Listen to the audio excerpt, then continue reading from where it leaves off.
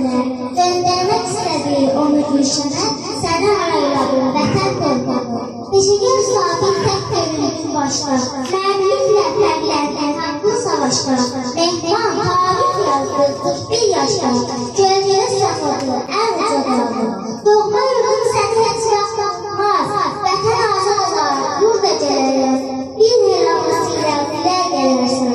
Sevinç büyüyəcək hər torpağı, tezliklə sevinib ruhun güləcək, qələbə qazanıb qura deyəcək, Qarabağ illəri bayram edəcək, rəzil gül ölkəmizə qəzəcək yandı, intiqamı alır çıxanlar səni, millətin rəyi olacaq sənin, vəzəy olacaq sonsuz günlərin, samada edənən vətən bayram.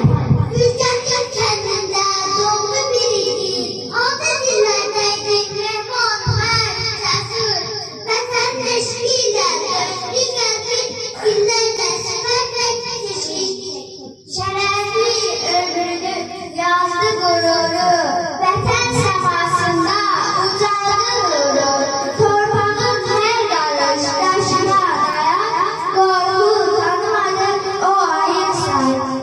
Ahliyə dönüşündə Allahlar geçdi, altını tarixlər mehman hər keçdi, elə ki yenidən savaş başladı, mehman da irəli mərd atılmadı.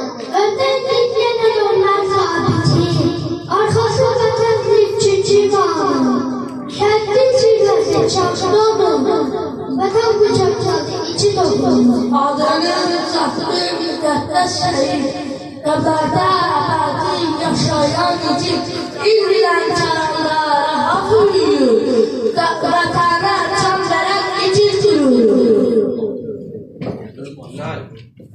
Ruhu göylərdədir, bayram